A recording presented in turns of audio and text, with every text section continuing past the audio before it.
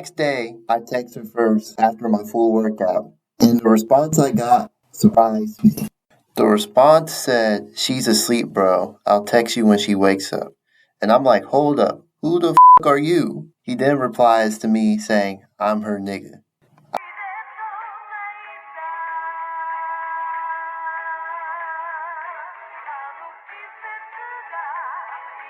Nate Goyard. Stay with me, little bitch, yeah, you know that I'm your man. You be capping like a snitch, no thoughts, no stands. New hoes, 10 toes, new guac in the bands. New whip, new chips, new kicks, Jackie Chan, that she pay. Bad bitch, no bag, I just hit another lick and she be counting in my rest. And I be feeling hella rich, no Brian, let's step, about to make another hit, God. You know, when I was writing the script for this story, I was gonna name it The Time I Fumbled a 10 out of 10. But the more I think about it, I ain't really fumbled. In fact, I may have dodged a bullet. Because if you know me, every talking stage I get into, it goes bad or dry. So I'm gonna tell y'all this story, and I want y'all to tell me in the comments if I fumbled or dodged a bullet. The way this story starts, it kind of reminds me of a J. Cole song. And I'm pretty sure you know which song I'm talking about. Except it didn't end so happy like it did for J. Cole. So it was my sophomore year of high school, and I'm gonna give y'all a second to guess which class this takes place in.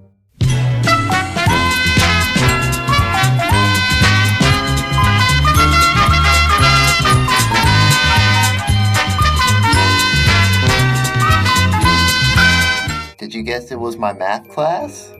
If so, you're correct. It was my geometry class, to be specific. But yeah, sophomore year, math class.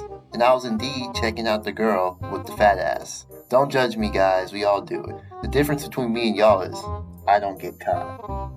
After I'm done checking her out, I get right back to work because there is no way in hell I'm pulling that. I'ma just mind my business. Then, while I'm doing my work, she walks up to me and she starts talking to me, and I'm thinking to myself, no way in hell she's talking to me right after I was checking her out. For this video, we're gonna call her Selena. That isn't her real name, and it isn't even close to it. I changed her name so those who know me in real life won't go around talking about it. And don't y'all go playing Detective Batman either. But if you're really close to me, then you might know who this is. So I started thinking to myself, she must be talking to someone else because I was still not used to girls like actually trying to interact with me. Then she starts asking me questions like, are those braided dreads? Because at the time I didn't wear my dreads out. I'm like, yeah, these are braided dreads. She then asks me questions like who does my hair and my name and stuff. And I'm just answering honestly. Then she asks me how tall I am. I tell her I'm 6 foot because I am 6 foot. For everyone who's watching the video and didn't know that. Anyways, after I responded, I could have sworn I heard her say under her breath, I like him like that. I'm like, hold up, what the fuck? I know Shorty wasn't talking about me like that now. So class ends, and I'm walking out of class. And as I'm walking out of class, Selena walks up to me and asks for my Instagram. But at the time, I was taking a break from social media, so she asked for my number instead. We end up exchanging numbers. Later, she texts me and asks if I wanted to play iMessage games. You see where I'm going here? And that's what we did. I didn't want to text her too much and come off hella like strong. So before I text her, I complete a full workout and then I'd text her back. This would be a repeated cycle as well. I wouldn't really talk to her at school unless she would talk to me in her math class. And a lot of times we would text and she would leave me undelivered. And I was always the one texting her first. So I thought that I would stop texting her, and the next day, Selena came up to me and called me fake. I said, how am I fake? She said, you don't be texting me. I said, because you always leave me undelivered, and I'm always the one texting first. She then says that she'll start texting first more, which she lied. She did that just for one day. The next day, I text her first after my full workout, and the response I got surprised me. The response said, she's asleep, bro. I'll text you when she wakes up. And I'm like, hold up, who the are you? He then replies to me saying, I'm her nigga. I couldn't tell if this was a serious text or if she was playing a joke. So I responded with, you dead ass? He then sent me images and videos. I don't know what, because it was kind of dark and my audio was low, but it was either of her sleeping or something disturbing. This situation feels a little too familiar, like it's happened to me before.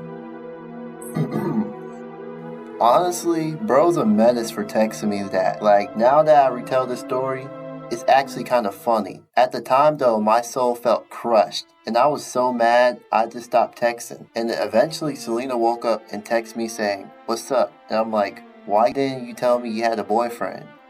She responded with, "I thought we were just friends." After that message, I instantly blocked her.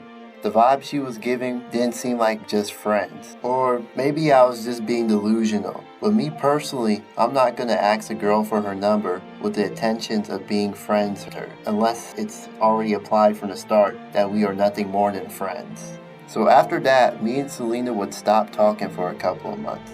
I would see her in the hallways, in the classroom, and I would pretend I don't see her or I don't even know her. While this is all going on, I start talking to another girl, and you may know her as the bracelet girl, the stalker, or the fake name I gave her in that video, Bianca. If you don't know this story, I suggest you go watch Why I Hate the Talking Stage. Or even if you do know the story and want to recap, then go watch it. But if not, then this is where I'm going to end the video. This isn't the last of Selena though. There's more to this story. I just don't want to make this video so long. So tune in next time for part 2.